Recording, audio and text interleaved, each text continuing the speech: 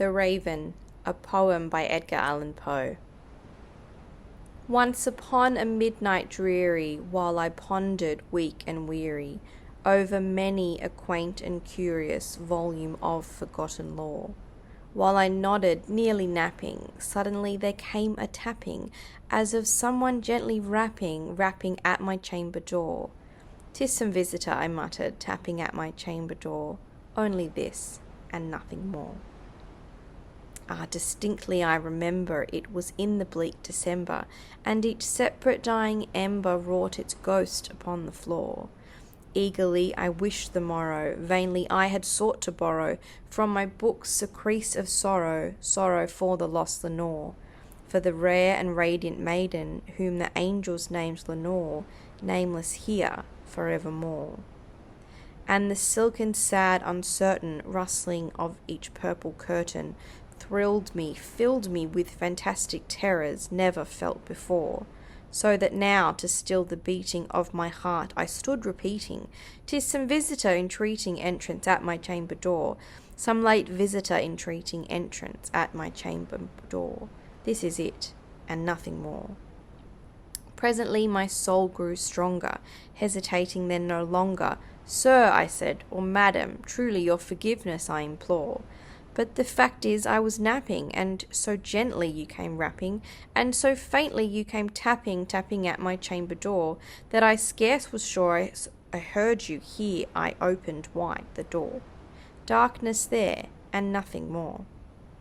Deep into that darkness peering, long I stood there wondering, fearing, doubting, dreaming dreams no mortal ever dared to dream before.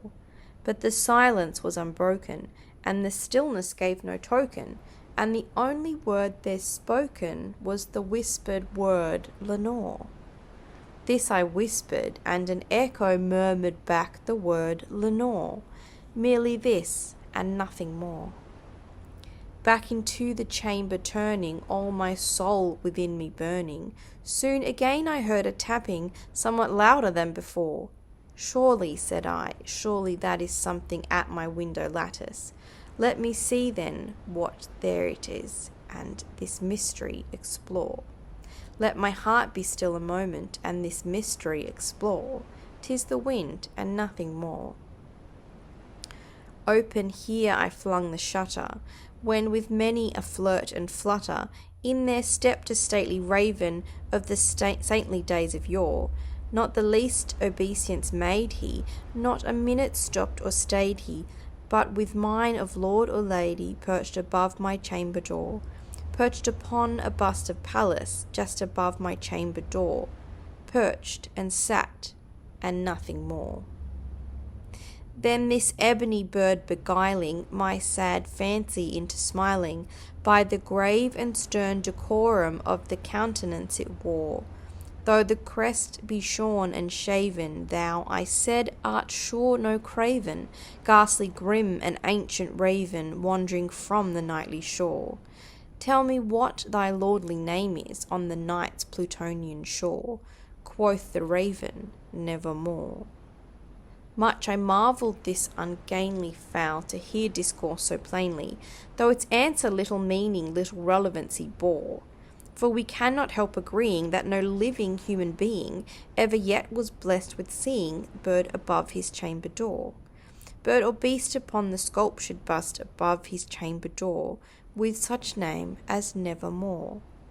But the raven, sitting lonely on the placid bust, spoke only that one word, as if his soul in that one word did he outpour. Nothing farther than he uttered, not a feather then he fluttered, till I scarcely more than muttered, "Other friends have flown before. On the morrow he will leave me, as my hopes have flown before." Then the bird said, "Nevermore." Startled at the stillness broken by reply so aptly spoken, doubtless, said I, what it utters is its only stock and store, caught from some unhappy master, whom unmerciful disaster followed fast and followed faster, till his songs one burden bore, till the dirges of his hope that melancholy burden bore, of never, nevermore. But the raven still beguiling all my fancy into smiling, straight I wheeled a cushioned seat in front of bird and bust and door. Then upon the velvet sinking, I betook myself to linking fancy unto fancy, unthinking what this ominous bird of yore, what this grim, ungainly, ghastly, gaunt, and ominous bird of yore meant in croaking nevermore. This I sat engaged in guessing, but no syllable expressing, to the fowl whose fiery eyes now burned into my bosom's core. This and more I sat divining, with my head at ease reclining on the cushion's velvet lining that the lamplight gloated o'er, but whose velvet violet lining with the lamplight gloating o'er she shall press, nevermore.